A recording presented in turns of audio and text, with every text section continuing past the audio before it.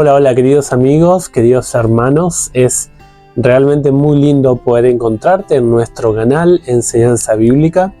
Cada semana tratamos de obsequiarte algún que otro videíto, sea de la escuela sabática, sea de alguna temática en particular que hay en la iglesia.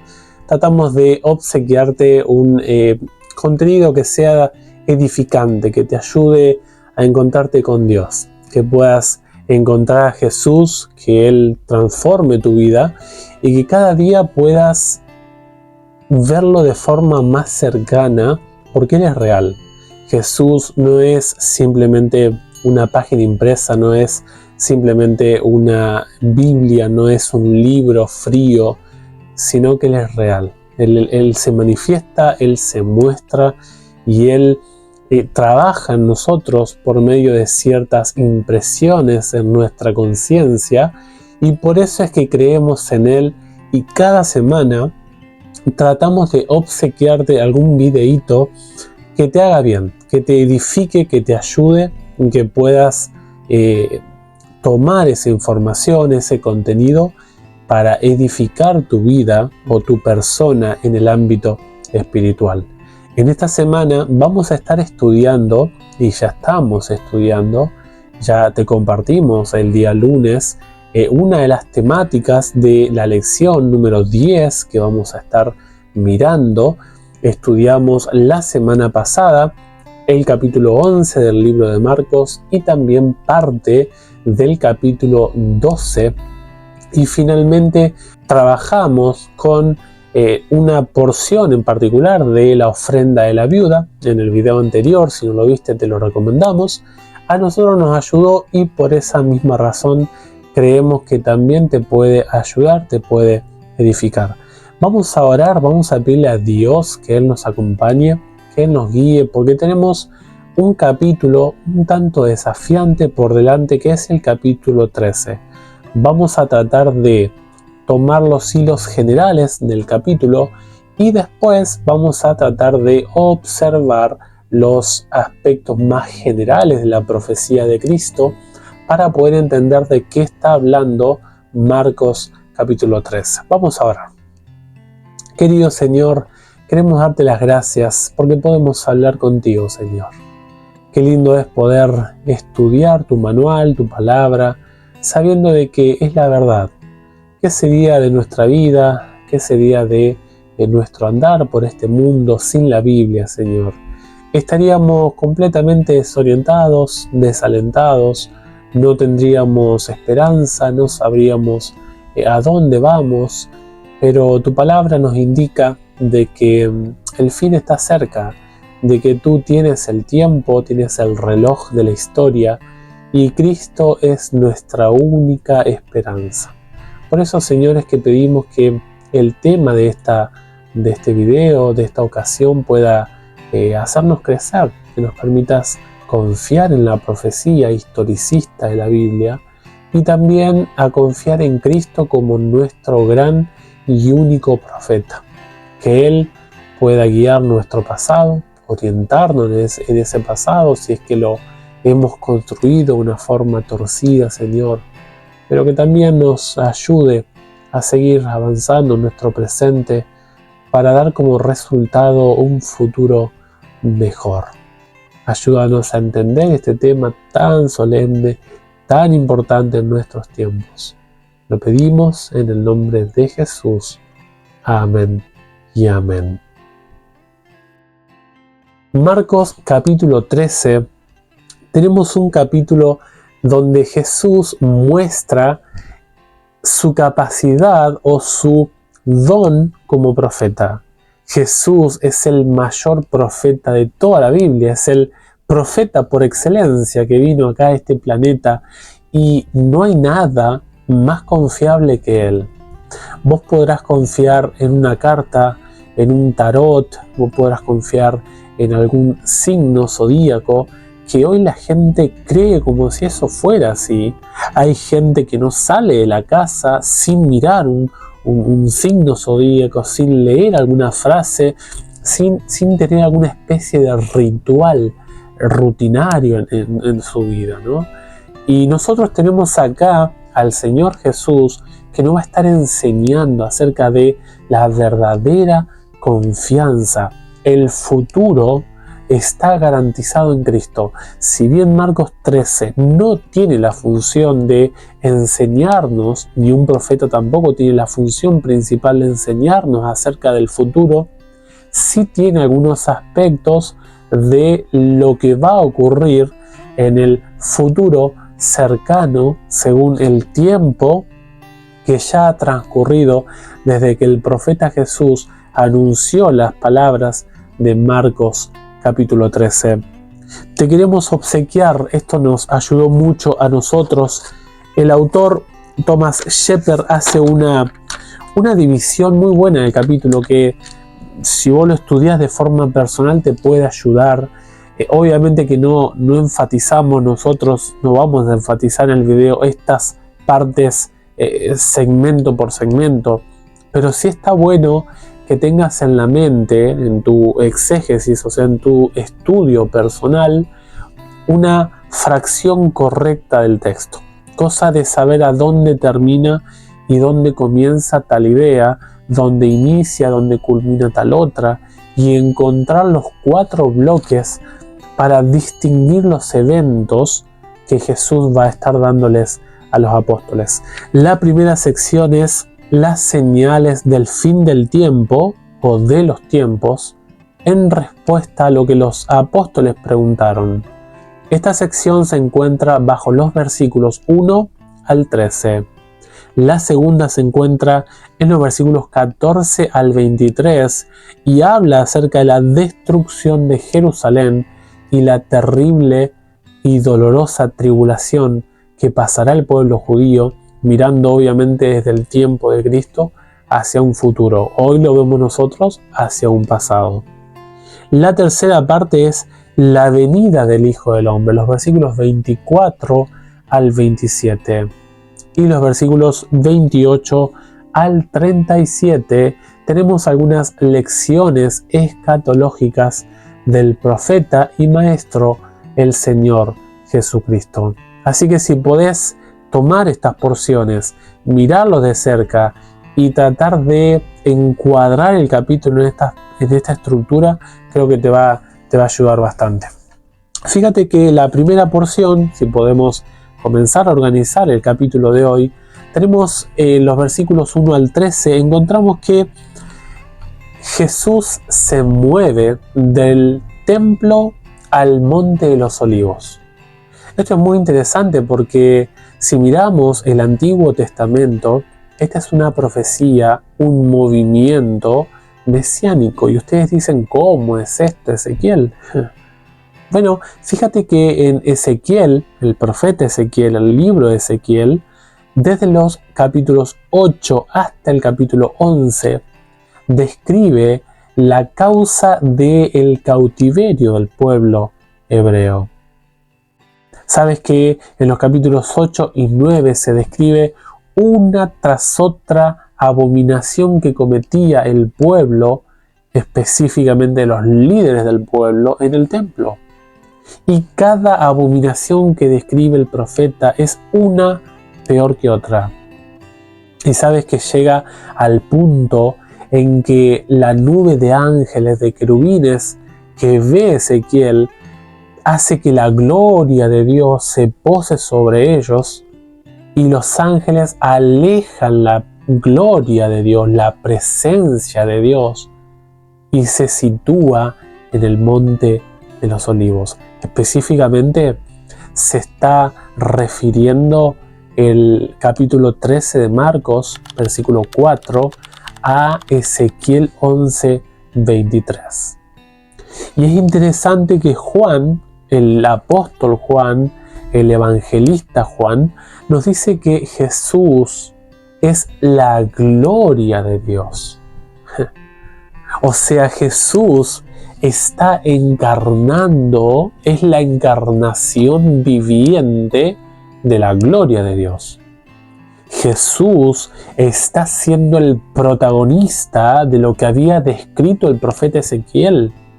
El profeta Ezequiel había anunciado con muchos años de antelación que el Mesías era la esencia de por qué el pueblo podía decir el templo del Señor, como dijo Jeremías, el templo del Señor. Ese templo pertenecía al Señor porque la gloria de Dios estaba allí. Lamentablemente, después del discurso de Cristo, Jesús anunció delante de todos los que estaban presentes allí: vuestra casa es dejada desierta. ¿Se acuerdan cuando Jesús entró al templo? Lo vimos en Marcos 11. Él dijo: mi casa será llamada casa de oración. O sea, porque todavía se conservaba la presencia de Cristo allí. Pero cuando Jesús sale del templo, que finalmente los fariseos, los saduceos, los escribas, todo lo que era el liderazgo de Israel, dijeron, por ejemplo, que cuando Jesús le preguntó cómo percibían el bautismo de Juan, dijeron: no sabemos. Entonces Cristo nos deja las claras que la vacuidad en el templo es porque la gente de allí decidió rechazar, no ver la gloria de Dios. Juan dice: nosotros vimos la gloria. Gloria como del unigénito del Padre. Y Dios el Padre dijo: este es mi Hijo amado, a Él oíd. Míralo a Él, porque en Él se reproduce mi gloria. Jesús se mueve al monte de los olivos cumpliendo esta profecía de rechazo de Israel. Y ahora cuando Jesús se va a sentar en el monte de los olivos, Jesús observa esto, recuerda los años, decenas de siglos, mandando profeta tras profeta tras profeta, y el pueblo decidió, como los viñadores, ¿te acuerdas allí en Marcos 12? Los viñadores dijeron: vamos a maltratarlos, vamos a apedrearlos, vamos a lastimarlos, y a muchos de ellos vamos a matarlos. Pero nosotros no queremos dar el fruto a Dios. No queremos entregarle nuestro corazón a Dios. Queremos seguir en nuestros caminos. Queremos seguir en nuestros pensamientos, en nuestras motivaciones. Dios, no te metas más. Y a tal punto que no quisieron darle el corazón a Dios, que cuando vino el mismo representante del cielo, dice: voy a mandar a mi Hijo, a Él oirán. Ellos decidieron: vamos a matarlo. Vamos a matarlo. Y vamos a quedarnos con lo que Él nos ha dado. La ciudad será nuestra. Nuestros muros serán nuestros. El templo es nuestro orgullo. El sistema de sacrificio es nuestro orgullo. Las formas cúlticas, eso sí nos agrada. Pero a este maestro, que no sabemos quién es, que no sé dónde saca esas palabras, como dice Juan 7, ningún hombre ha hablado como este, a este no lo queremos. Suéltanos a Barrabás, van a decir en unos capítulos más adelante. A este, crucifícalo, ponlo en el medio de la cruz como el más sinvergüenza de todos los ladrones. Que Él sea el reemplazo del ladrón más peligroso llamado Barrabás. Jesús, mirando toda esta escena, Jesús lloró.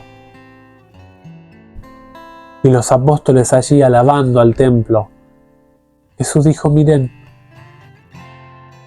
sobre esto que ustedes ven, sobre esta preciosura, porque el templo era una maravilla, hermanos.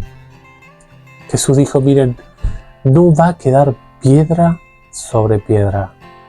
Todo esto será destruido. Y cuando Cristo dijo esto, es como si dijera, el edificio del sistema judicial de tu nación, el Congreso de tu nación, la embajada de tu nación en tal o cual país va a ser prendida a fuego. Pero ¿cómo? Si es un edificio, es una institución extremadamente importante. ¿Cómo te atreves a decir eso? Jesús dijo, ¿sí? ¿Va a ser así? Les aseguro que no va a quedar piedra sobre piedra. Jesús, con la mirada profética, el horizonte profético, Jesús observó la terrible escena que venía para Jerusalén. Antes de responder lo que los apóstoles le preguntaron, y vamos a ver qué le preguntaron los apóstoles, Jesús va a hacer algo. ¿Qué le preguntaron los apóstoles? Fíjate en el versículo 4. Dinos, ¿cuándo serán estas cosas? ¿Y qué señal habrá cuando todas estas cosas hayan de cumplirse? Fíjate la pregunta de los apóstoles. ¿Qué preguntaron los apóstoles? Bueno, hicieron prácticamente dos consultas. El cuándo y el qué. El cuándo tiene que ver justamente con el elemento temporal. ¿Qué significa esto? Señor, danos luz de cuándo va a ocurrir esto.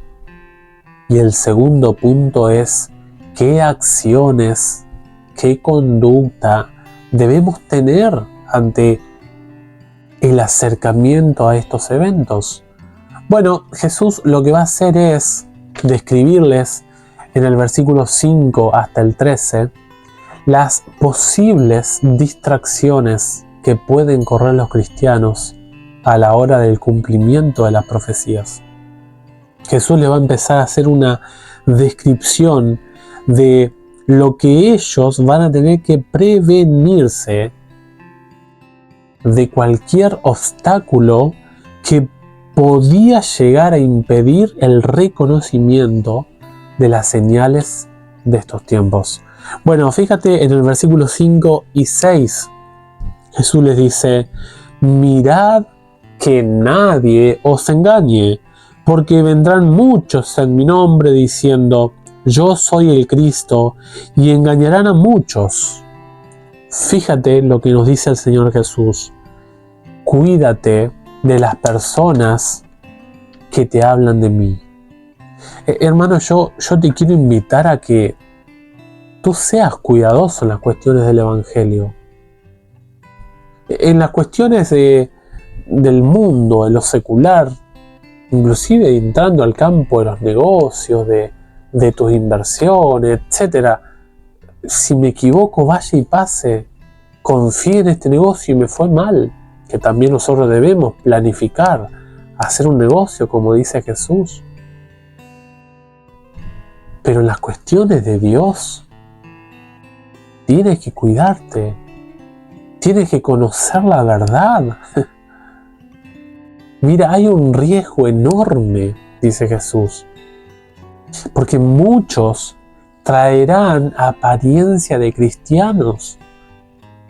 Y vos los mirarás y vas a ver a Jesús en sus expresiones o expresado en sus palabras, en sus ademanes, pero van a traer la mentira.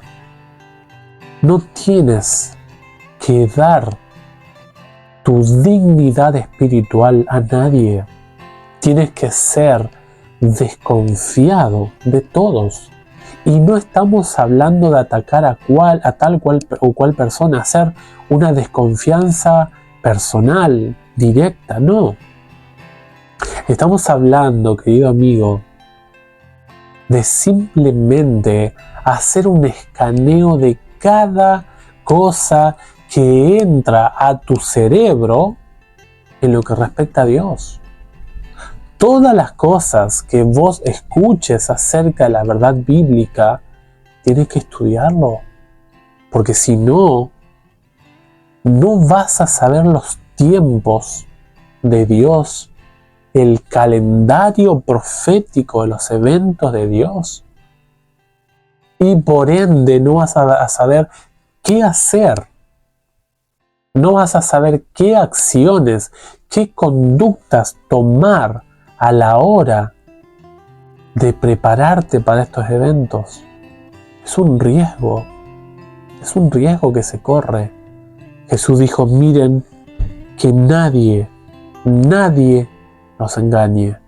Cuídate de los engaños espirituales. Versículo 7. Guerras y rumores de guerras se levantarán. Querido amigo, que haya habido guerras, que se esté hablando de guerras y que se siga hablando de guerras, no es que ya estamos en el tiempo del fin, no, son señales, pero todavía no es el fin, dijo Cristo. ¿Cuántos predicadores hoy en día, y me ha pasado a mí, confundimos los eventos que han pasado, los eventos que están pasando, con eventos inclusive que van a pasar, con el fin?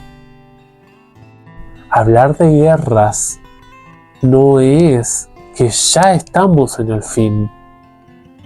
Esto tiene que ocurrir, pero no es el fin, dice Jesús. No es el fin.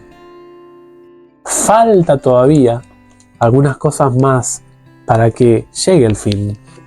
Versículo 8. Vendrán desórdenes en la tierra. Dice la Biblia, terremotos y hambrunas.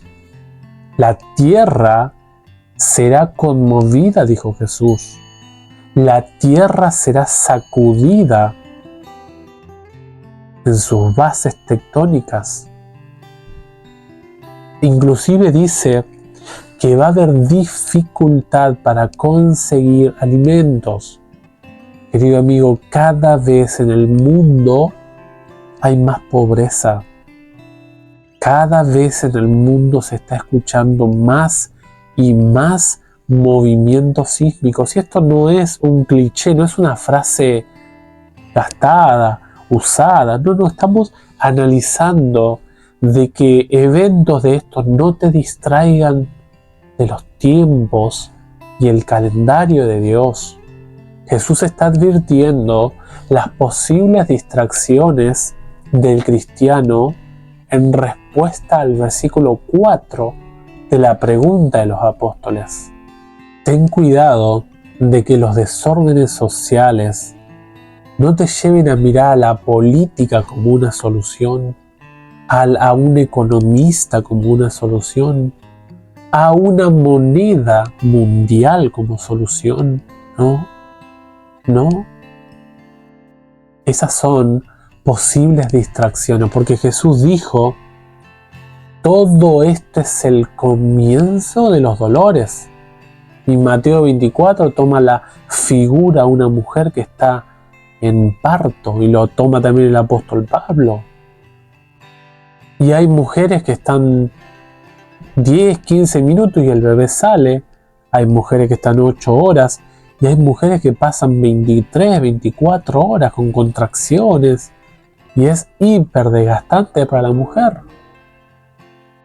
O sea, Jesús nos está diciendo, no veas el fin en estos acontecimientos. No es el fin. Toma estos eventos para ubicarte en el tiempo, en el espacio de las profecías bíblicas. Yo te doy estas señales, no para que digas, estamos en el fin porque ya vemos estas señales, sino que esto tiene que ocurrir. Esto tiene que pasar. Esto es la antesala de lo que vendrá. Y los versículos 9 al 11 nos habla de un desafío que tiene el cristiano. El cristiano, querido amigo, ser cristiano es una tarea desafiante. El ser cristiano es para valientes, no es para frágiles. No, el cristiano es para personas que se animan a dejar todo por Dios, todo. Porque el cristiano sabe que va a tener diferentes dificultades.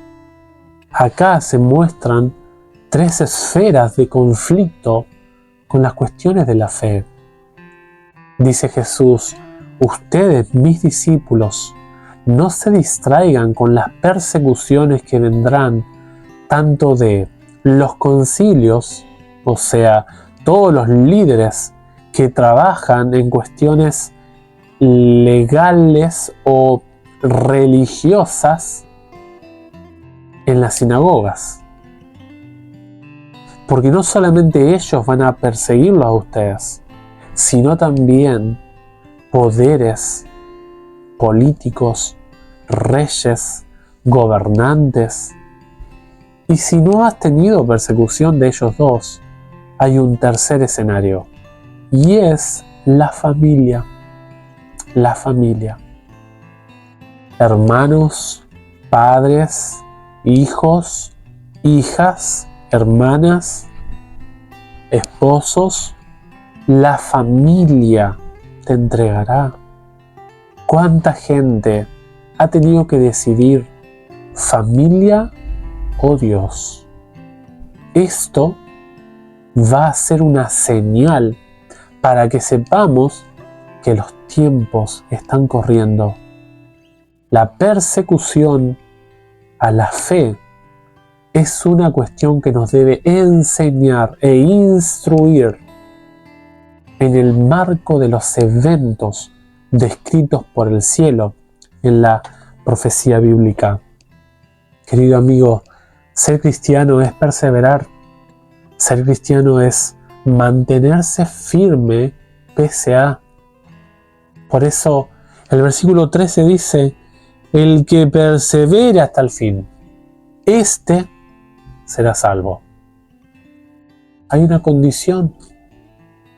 Es la lucha y el mantenerse, y si caíste te levantás de nuevo y seguís avanzando. El que desiste va a perder. Se va a perder. Él y su vida entera. El cristianismo es un estilo de vida desafiante que te pide, que te reclama que seas constante en todo lo que respecta a Dios. Es un estilo de vida. Es un estilo de vida, querido amigo. Ser cristiano no es algo sencillo. El cristiano no vive en este mundo feliz. Todo el mundo, si dice negro, el cristianismo dice blanco, o viceversa. Vas en contramano. Todo en este mundo está al revés. Tú no eres de este mundo. Yo no pertenezco a este mundo. Jesús lo dijo: mi reino no es de este mundo. Este mundo está manejado bajo el reino de las tinieblas. Un reino egoísta, un reino violento, un reino que te lastima y que te priva de tu libertad. Este es el desafío que tenemos en los primeros 13 versículos. Cuidado de las distracciones para los tiempos del fin. La segunda parte, el segundo bloque, Jesús va a empezar a introducir la crisis en Jerusalén en el marco de la llegada del Imperio Romano. El Imperio Romano, cuando llegó a Jerusalén, hubo 2 sitios prácticamente, en el 67 y después en el 70 se confirmó la captura y la destrucción del templo.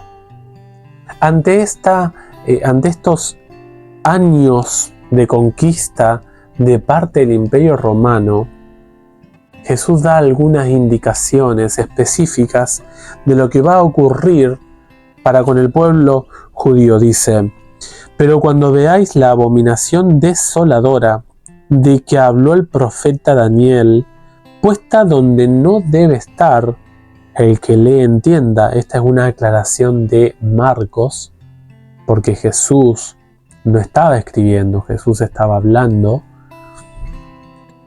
Entonces los que estén en Judea huyan a los montes. Si miramos el Evangelio de Lucas, Lucas nos dice realmente qué es la abominación asoladora.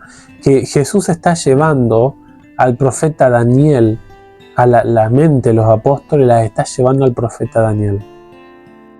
Pero Lucas, en Lucas 21:20 nos dice: cuando veáis a Jerusalén rodeada de los ejércitos romanos, huid. ¿Qué significa esto? Que la abominación asoladora es la presencia de un ídolo, de un ejército que adora a una divinidad no aprobada por Dios. Y cuando veáis la presencia de esos estandartes, de esas insignias, de esos símbolos idolátricos, sabed que tienes que huir. En el año 67, en un momento, los romanos, el ejército romano salió, y los cristianos que escucharon el consejo de Cristo, la admonición de Jesús, salieron, y mínimo fue el número de cristianos que no pudieron salir. Pero la enorme mayoría de los cristianos no murieron, porque no es que confiaron en los muros de Jerusalén, en el templo de Jerusalén, no. Descansaron en la promesa de Jesús, del profeta Jesús. Los cristianos huyeron a lugares cercanos y salvaron sus vidas. La abominación asoladora, algunos la relacionan con un rey griego llamado Antíoco Epífanes, que él llegó en el año 168, 167, dependiendo cómo se contabilice el año, con el método inclusivo o no, pero pongámosle que llegó en el 168. Él llegó al templo y él en el altar sacrificó a un cerdo. Y eso era justamente una abominación para el pueblo hebreo. El cerdo es un animal completamente impuro. Era una blasfemia sacrificar a un cerdo en el templo. Pero esto tiene que ver justamente con las diferentes escuelas proféticas. Esta escuela que mira esto de esta forma es que indican de que por un lado el preterismo es la forma de interpretar las profecías, y por el otro que tiene que haber sido un hombre llamado Daniel que no vivió en el 600 a.C., sino que tuvo que vivir unos siglos más después para escribir con tanta exactitud cómo fue la historia, que lo describe específicamente Daniel capítulo 11. Pero si nosotros interpretamos, pongámosle que fue Antíoco Epífanes, hay dos errores o dos conflictos que nos vamos a encontrar si colocamos a este rey griego en esta escena. Primero, ninguna de las profecías de tiempo que dice Daniel, por ejemplo, las 2300 tardes y mañanas, los 1260 días, o también las 70 semanas. Ninguno de estos periodos de tiempo, encuadran con la persona de Antíoco Epífanes, ninguna. Y el segundo problema es que si miras en el versículo 14, Jesús dice que la abominación asoladora es futura. Dice cuando veáis. Jesús está diciendo que no ocurrió prácticamente 200 años antes de su venida, sino que la abominación asoladora es futura. Es futura. O sea, todavía en sus días tenemos la mirada profética como un evento que iba a ocurrir, no que había ocurrido. Jesús, si no hubiera tenido que decir, ¿no? O hubiera dicho, como ya han visto la abominación asoladora, volverá otra vez. No, Jesús no dice eso. Jesús claramente dice que es futura la abominación asoladora. Y Marcos 13 no hace ninguna nueva aplicación de esta profecía en su capítulo. Simplemente hace una descripción futura de lo que iba a ocurrir. Dice: el que esté en la azotea no descienda a la casa ni entre para tomar algo de su casa, y el que esté en el campo no vuelva atrás a tomar su capa. O sea, estés como estés, te encuentre donde te encuentre, sal de ese momento. Jesús hace ahora una exclamación de dolor en el versículo 17 por las mujeres. ¡Ay de las mujeres! ¡Ay de las damas que estén encinta, que tengan su barriga cargada con sus niños, sus niñas! ¡Ay de las mujeres que ya hayan dado a luz y estén dando de mamar! ¡Ay de estas mujeres! Por eso Jesús nos revela el misterio de la oración. Oren a vuestro Padre Celestial para que esta huida no sea ni en sábado ni en invierno. 2 etapas, 2 espacios de tiempo difíciles, tanto para lo físico como el invierno, así también como en el marco moral de los judíos, de la ley entregada al pueblo judío, que es la ley de Dios, el 4.º mandamiento. Orad para que esto no sea así.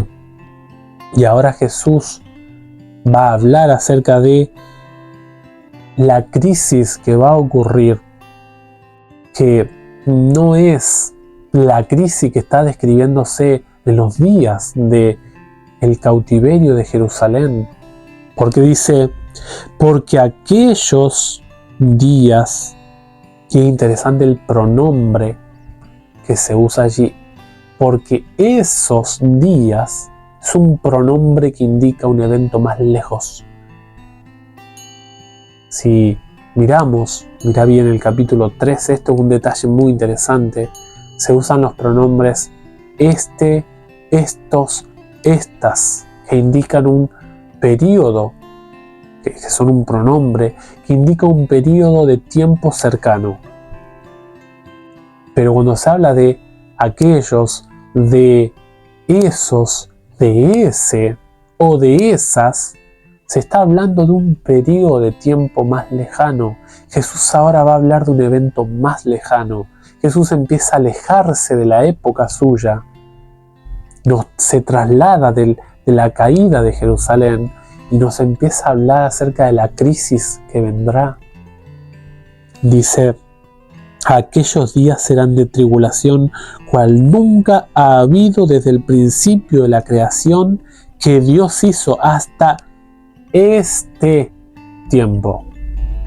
O sea, está diciendo Jesús, lo que va a ocurrir en Jerusalén no se compara con lo que va a ocurrir en el siguiente momento de la crisis del cristianismo. Jesús está describiendo aquí el periodo más grande de persecución del cristianismo.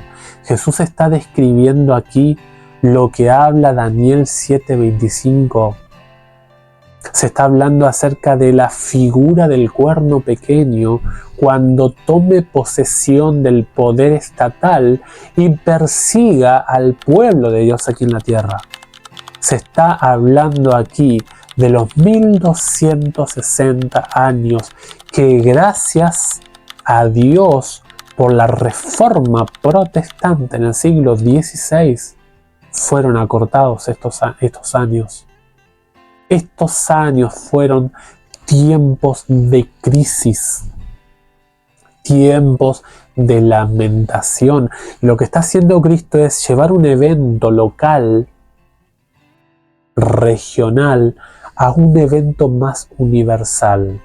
Y se toma la figura de la caída de Jerusalén y en ese marco, en ese conjunto de pronombres más lejanos, más cercanos, Jesús nos permite discernir qué evento está describiendo.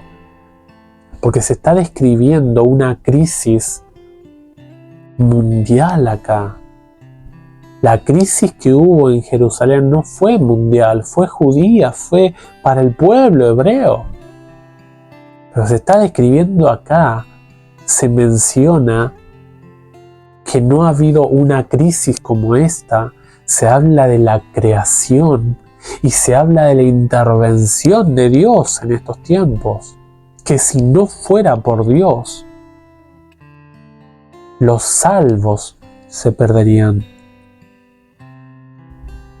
Entonces dice el versículo 20, el Señor acortará los días por amor a su pueblo.